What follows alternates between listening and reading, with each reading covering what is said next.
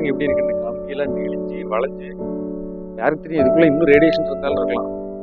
இங்க இருந்து நல்லா கிடைக்குது view. இந்த பில்டிங்கோட view. போட்டோ எடுக்கிறது.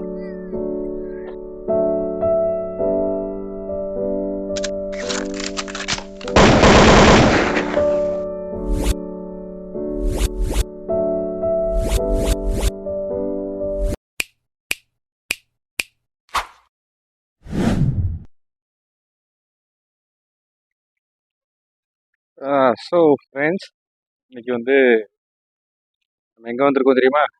ஹிரோஷிமா. வெடிகுண்டு போட்டானுங்களே அங்கே தான். பாருங்க என் பின்னாடி இருக்கு பாருங்க, இதுதான் மெமோரியல். இதான் வந்து வார் மெமோரியல். இங்கே தான் பாம்பு போட்டானுங்க. இது சாதாரண பாம்பு இல்லை, ஆட்டம் பாம்பு.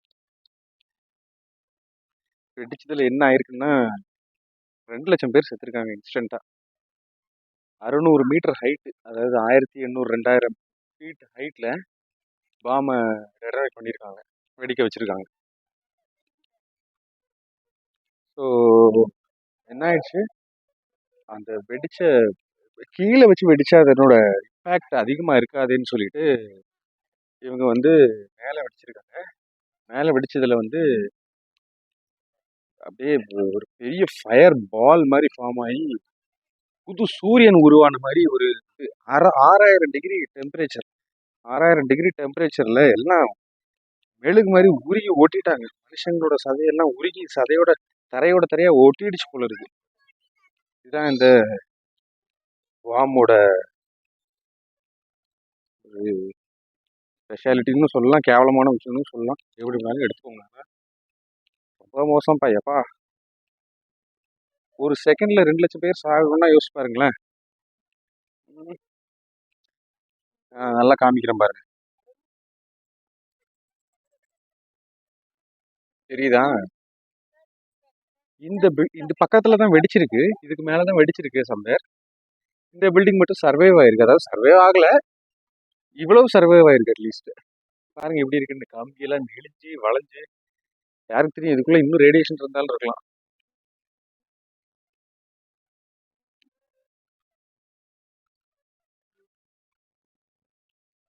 பக்கத்துல ஒரு ஆறு இருக்கு, இதெல்லாம் வத்தி போதாட்டு பேச்சிருக்கு.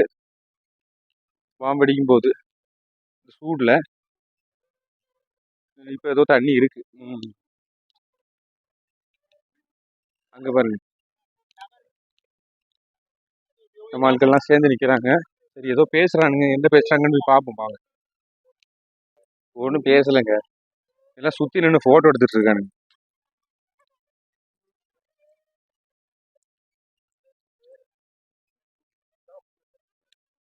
பாருங்க வார் மெமோரியல்.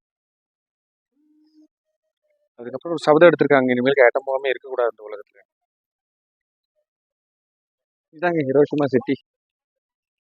பாத்தீங்கன்னா ஒரு ஆறு ஓடுது, இதுக்குள்ள இப்ப ரேடியேஷன் இருக்கா என்ன ஏதுன்னு தெரியல, ஏதோ வந்திருக்கும். இங்க இருந்து நல்லா கிடைக்குது வியூ, இந்த பில்டிங்கோட வியூ. சரிங்களா, உள்ளால போறதுக்கு பெர்மிஷன் கிடையாது. ஏன் போக கூடாதுன்னு போட்டிருக்காங்க. அவங்களோட பீஸு கீஸு ஏதாவது உள்ள கிடக்கான்னு தெரியல. ஆனா இதான் இந்த பில்டிங். பரவாயில்ல, சுத்தி புல்லெல்லாம் முளைச்சிருக்கு. ஆனா 50 வருஷம் ஒண்ணுமே பண்ணாம இருக்கிற பில்டிங்ல பொதுவா என்ன ஆகும்னா, நீங்க பாத்துருப்பீங்களே, வேறு புல்லு செடி எல்லாமே முளைச்சிருக்கும். அந்த பில்டிங் இருக்கிற இடத்துல அதிகமா செடி ஒண்ணுமே இல்லைங்க. மோஸ்ட் ப்ராபப்ளி ஏதாவது ஒரு பீஸு கீஸ் ஏதாவது உள்ள இருக்கும்னு நினைக்கிறேன். சுத்தி புல்லெல்லாம் முளைச்சிருக்கு, இவரு இங்க நல்லா முளைச்சிருக்கு. சரி வாங்க, ஃபவுண்டன் எல்லாம் வச்சிருக்காங்க அழகா காமிக்கிறதுக்கு. நிறைய பேர் இங்கதான் வந்து வீடியோ எடுத்துட்டு இருக்காங்க, போட்டோ எடுத்துட்டு இருக்காங்க, உட்காந்துருக்காங்க.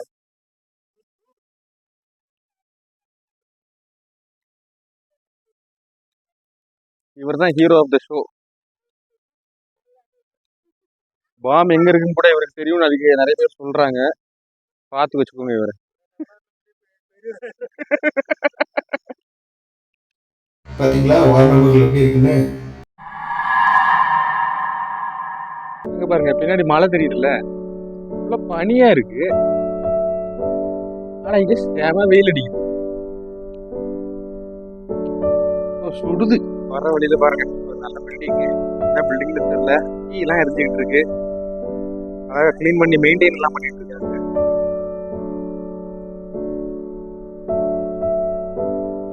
This is the museum. Okay, இதுதான் மியூசியம் ஆங்க. அதுக்குள்ளதான் வந்து இந்த பாம்லாம் வச்சிருக்காங்க.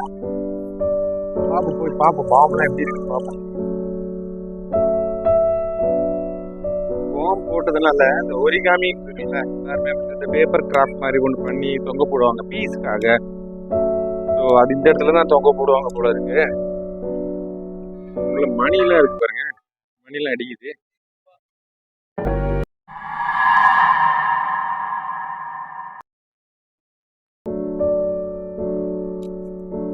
இது வந்து ஃப்ளேம் ஆஃப் பீஸ், அப்புறம் பாண்ட் ஆஃப் பீஸ். பீஸ்க்காக என்னெல்லாமோ பண்ணி வச்சிருக்காங்க இந்த மக்கள். ரொம்ப அடி வாங்கிருக்காங்க. ரெண்டே பாண்ட். எல்லாருக்கும் கேன்சர் கின்சர் ரேடியேஷனால ஏகப்பட்ட பிரச்சனைகள் வந்திருக்கு.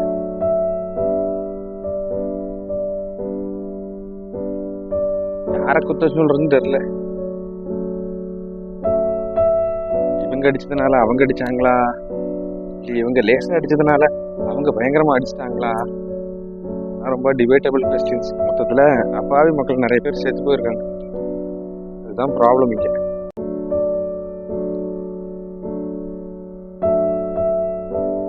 கவர்மெண்ட் சண்டை போடும்போது எப்பவுமே பாதிக்கப்படுறது வந்து அப்பாவி மக்கள் தாங்கிறது மூலமா நல்லா எவிடென்ட்டா தெரியுது.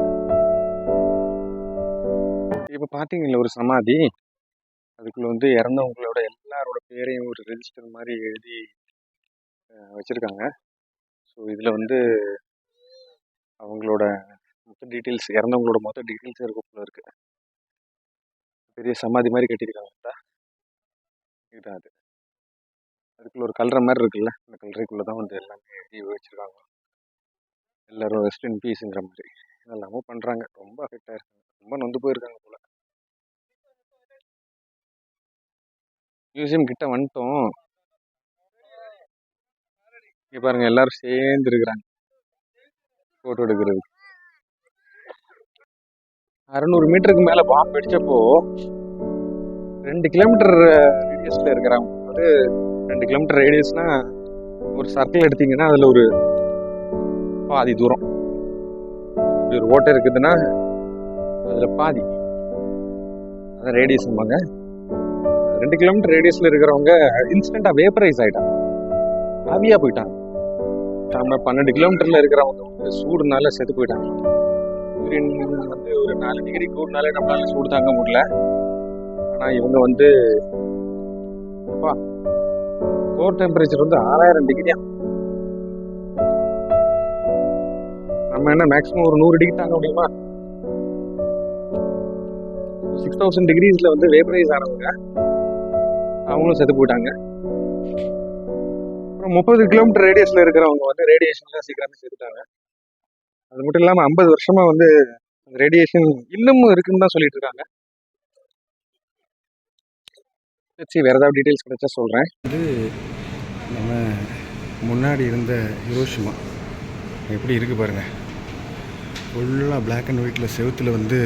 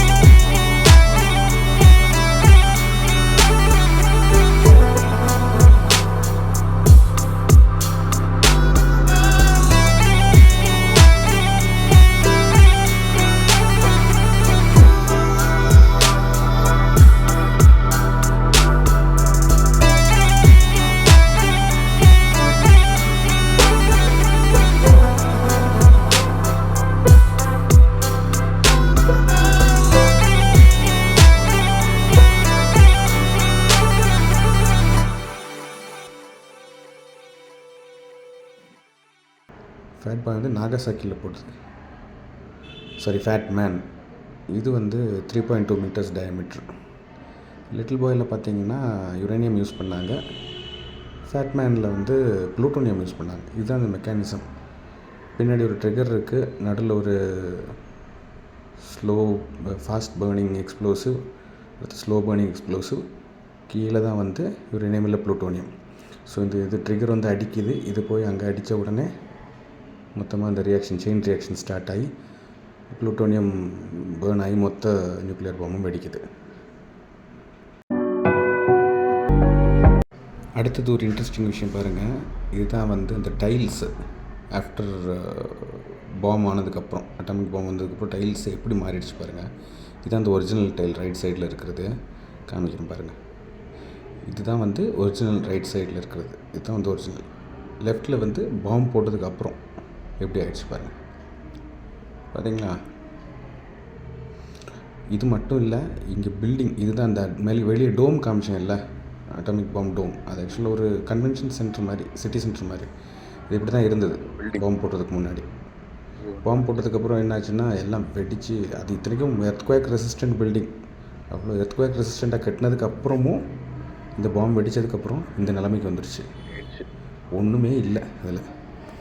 இப்போ 8 அளவுக்கு எர்த்குவேக் தாங்குகிற அளவுக்கு கட்டியிருந்தாங்க, ஆனாலும் டெஸ்ட்ராய் ஆகிடுச்சு. இந்த பாட்டில்ஸை பாருங்களேன். இது வந்து பாம்பு போட்டதுக்கப்புறம் பாட்டில்லாம் சூடில் டோட்டலாக உருகிடுச்சு. அதே இது